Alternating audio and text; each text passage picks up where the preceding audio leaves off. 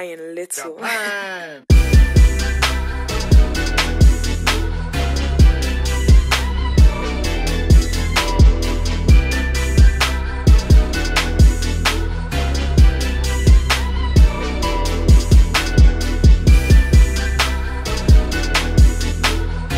Hello and welcome to Monson Made This. My name is Michael and I cook vegan food, so if that's what you're interested in, please click the subscribe button below. Today is obviously no different. I am making a delicious vegan recipe, but today I'm trying to do it in under 15 minutes. A lot of people have been asking for really quick, easy, whole food, plant-based recipes, so I've got one for you that should be done in about 15 minutes. The thing that's gonna take the longest is the polenta, which we are making in an Instant Pot, and while that cooks, we'll be heading over to the stove and doing some other things to go on top of that. So without further ado, let's start throwing things into the Instant Pot. I'm going to plug it in and just get the time started. Some people ask me why I use the poultry button. It's just out of habit. And we need this to cook for 9 minutes. We're gonna be cooking 1 cup of dry polenta or grits. And to do that, we need 4 cups of water. I saw this, Instant Pot's ready. I saw this, I think, on like Bon Appetit or one of those other online cooking shows. And I thought it was so cool that you could make grits or polenta in an Instant Pot. And you don't have to babysit it, you don't have to watch it, you don't have to stir it the whole time. You just put it in, let it go, and then stir it together at the end, and it's perfect. So to that 4 cups of water, I'm adding 1 cup of grits or polenta, and I'm gonna stir it in here just to make sure that I don't get any big lumps. If you do, not a big deal.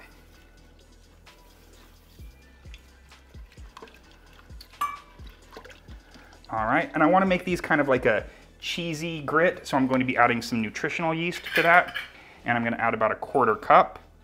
I will have the full recipe printed out on my website, monsonmadethis.com, so you don't have to write any of this down, just go to monsonmadethis.com and you can even print it out if you wanted to. Stir that in. For our flavoring, you could just use a vegetable broth if you didn't want to use something like this, but I'm using this no chicken flavored better than bouillon, and I'm going to use about 1 tablespoon for the 4 cups of water that we put in here. If it'll come off the spoon. And this is pretty much it for right now. So I'm going to put the lid on. This is going to come up to temp. It'll cook for 9 minutes, and then when it's done, we're going to be adding some of my homemade soy yogurt. It's just going to give it kind of a little bit of a tang, and we will add these chives. So by the time this is done, we should be done with the other portion, the stuff that's gonna go on top. So that's it. Lid goes on, and we wait.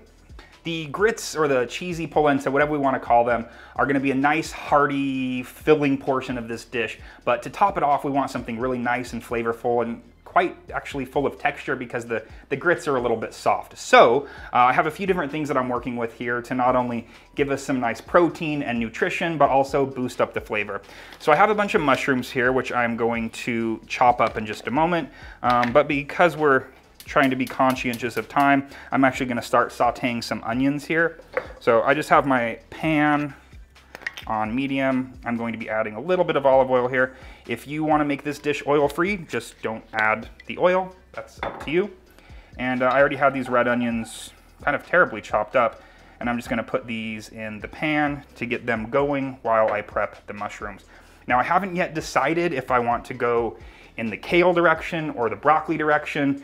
They're both delicious. They would both work great, but I'll kind of decide when I get to that point because the mushrooms and the onions are going to cook together for a little while. I'm just going to rinse off these mushrooms, chop them up, and throw them into the pan as soon as I've got them cut up. So let's do that.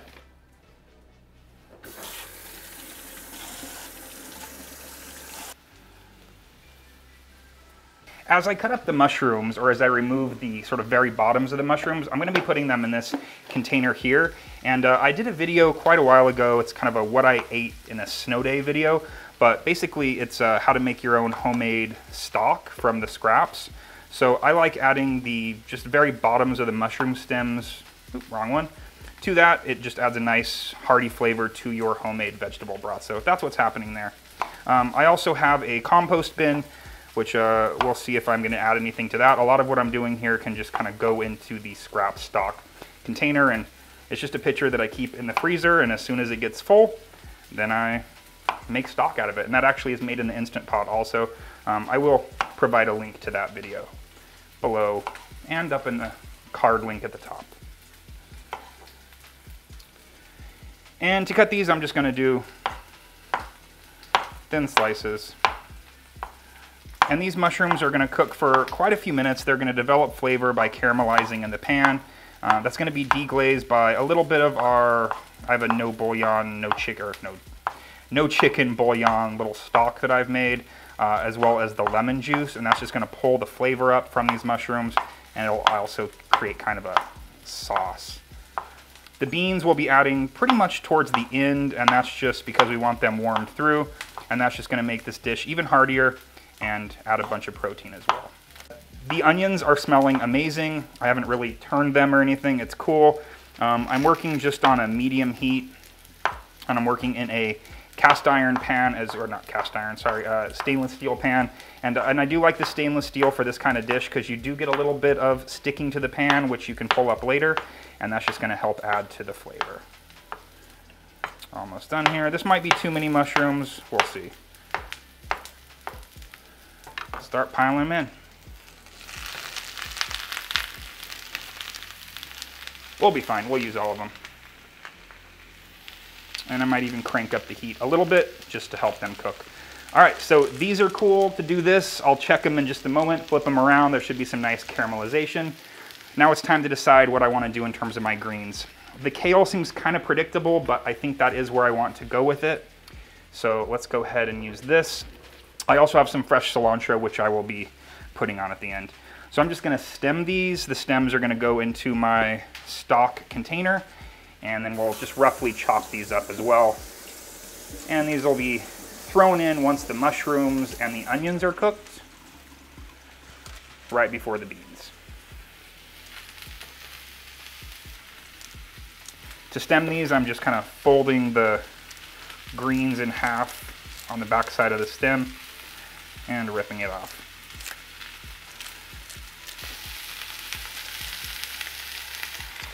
And I'm just going to run my knife through these.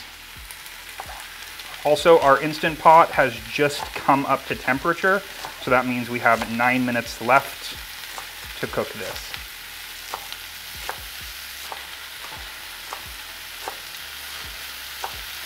All right, mushrooms and onions are making a lot of noise here. They're smelling amazing, starting to cook down, getting some great color. It's exactly what we want. I did turn it down slightly, so we're at about a medium-high right now. And my goal here is try to just let these do their thing. I did put quite a few mushrooms in there, so it'll take a little bit longer to cook down, but they're gonna be fine. Just gonna leave them alone. I guess this is a good time to drain the beans so that that's ready to go when it's time to add the beans.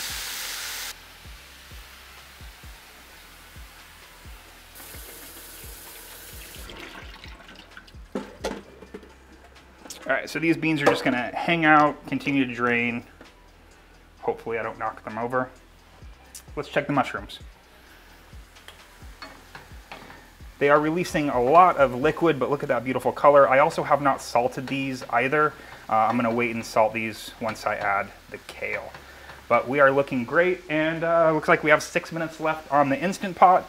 This might go a little bit longer just because I did add so many mushrooms, but I think we'll still be under 20, somewhere between 15 and 20.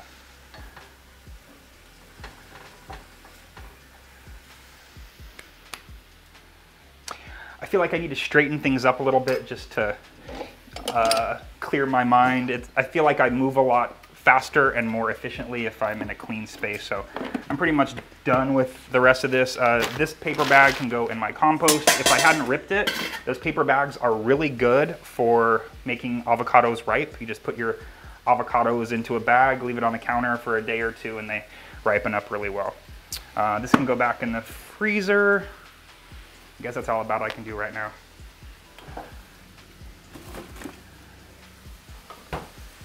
Let's check these. Mushrooms are really difficult to overcook, and I find that undercooking them is probably more dangerous than overcooking them, because the more you cook them, the more flavorful they're going to get, the more caramelized. So I'm gonna err on the side of maybe having them too dark than too light. So I'm just gonna keep these going. It's fine. We have a few extra touches to do to the polenta when it's done, so I'm not worried. Timing is still perfect. Okay, these are nice and golden, and it's perfect time to add some pepper and some salt, and then I will add the kale.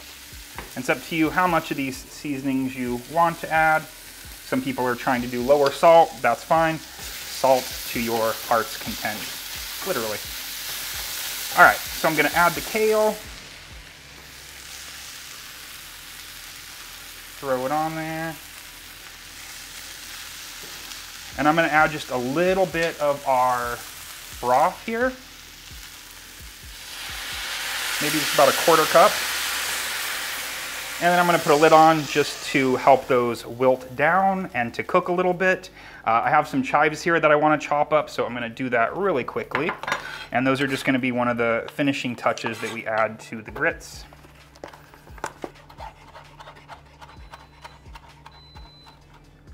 The Instant Pot has beeped, so it is done. We need to quick release, which means we're going to flip this and it's going to steam everywhere. So I'm gonna step away once this goes and I'm gonna check on my kale.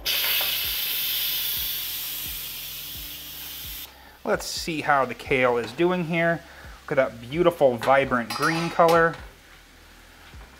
The little bit of stock that we added here deglazed the bottom, and now we've got just kind of a little bit of a sauce that's coating the kale.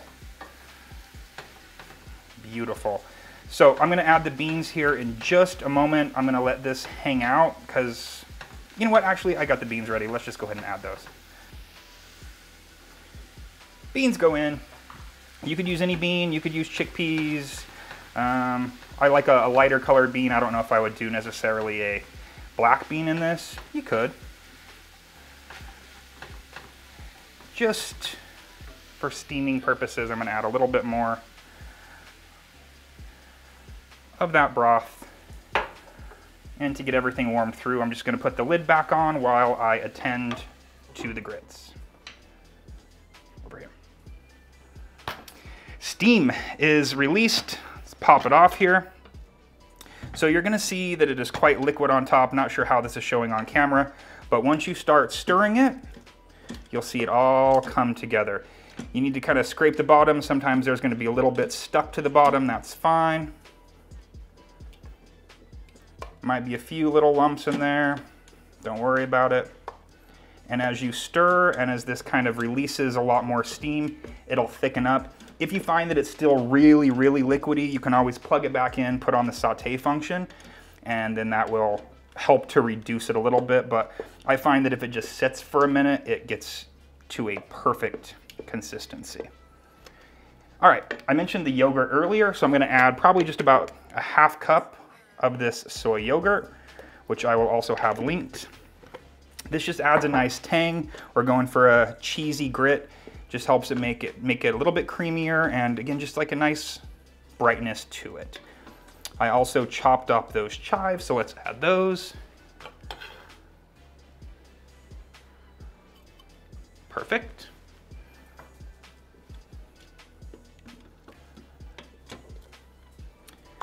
And then I'm just gonna let this continue to thicken up and sit while I finish up the stuff that's over there in the pan. All right, everything is warmed through. The kale has wilted, but it still has some nice texture. Beans are warmed up, all the flavors are mingling. I'm gonna add just a pinch of red pepper flake. Obviously optional if you don't really care for spice. And at this point, I'm gonna taste it to see if it needs any more salt, and then I will finish it off with lemon juice. Want to get a little piece of everything here.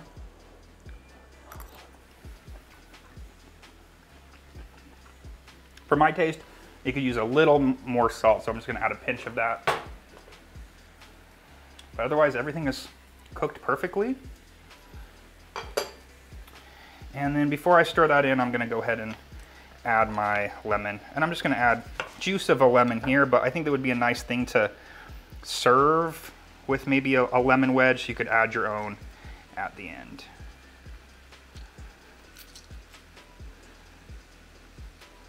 All right, heat's going off. Stirring this together, and this portion is done. Just time to plate it up. Ben reminded me that I forgot the garlic, so I'm actually just gonna add a little bit of this in here. This is still pretty hot. I know maybe you might not be a fan of raw garlic. I would have loved to have added this maybe 2 minutes before, but I think it's better to be on the raw side and cook with the residual heat than kind of cooking the whole time and possibly burning. And then I'm gonna add just the remainder of this here into the grits. It couldn't hurt.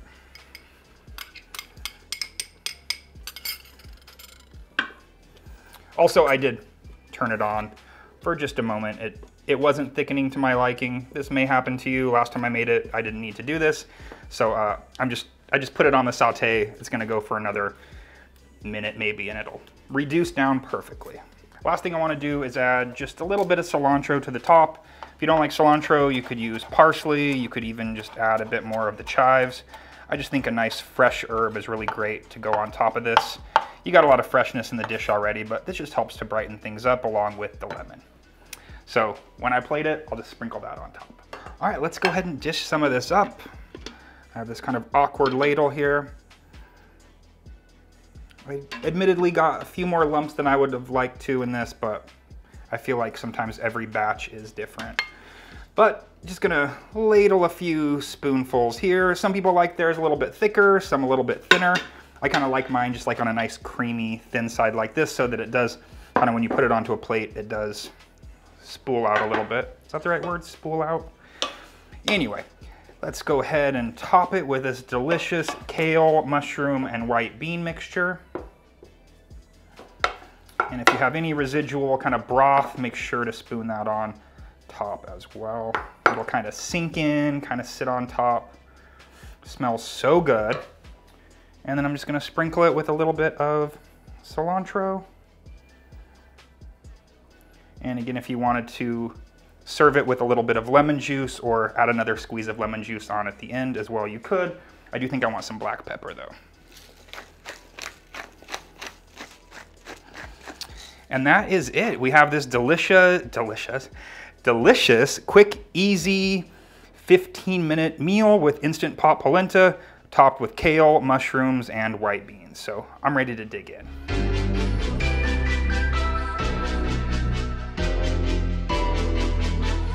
Ryan Little.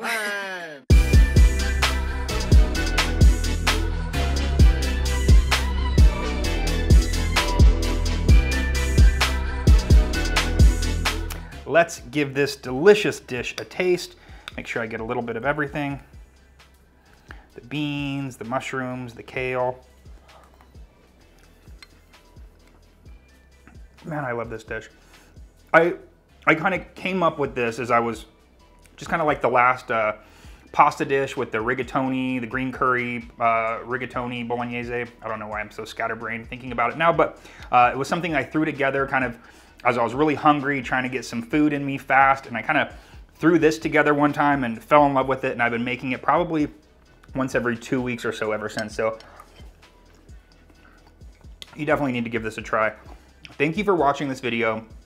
Please give it a thumbs up. Tag me on Instagram if you do make any of these dishes that I have on my channel at monsonmadethis. And if you want to see me finish the rest of this dish, go on over to my Patreon, which will be linked below, for my Monson Ate This videos.